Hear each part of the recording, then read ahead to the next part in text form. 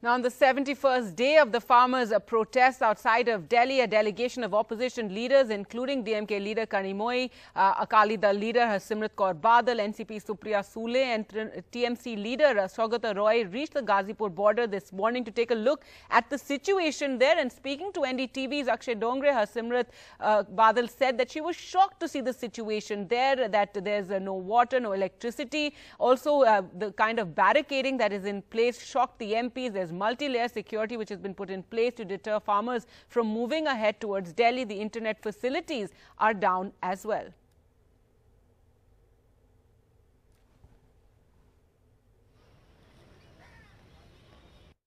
No electricity, no water.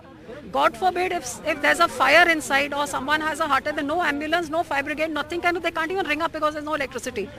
And we are trying to raise it in Parliament.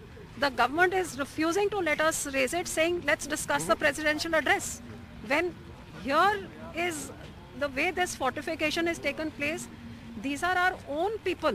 These are Indians. Even the Pakistan border does not have this kind of fortification. But not being allowed to raise it in the Parliament.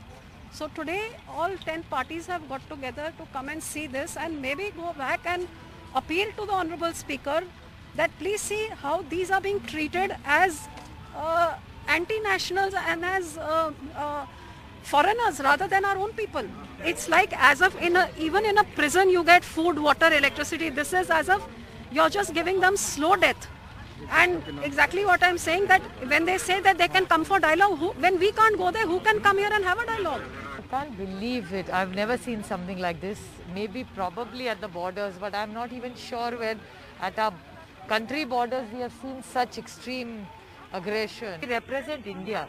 We're walking here in a very peaceful manner just to see what the situation is, and there are so many police, it's very intimidating. If there's a fire or somebody falls sick, the internet has been cut, there's no way to get water, food.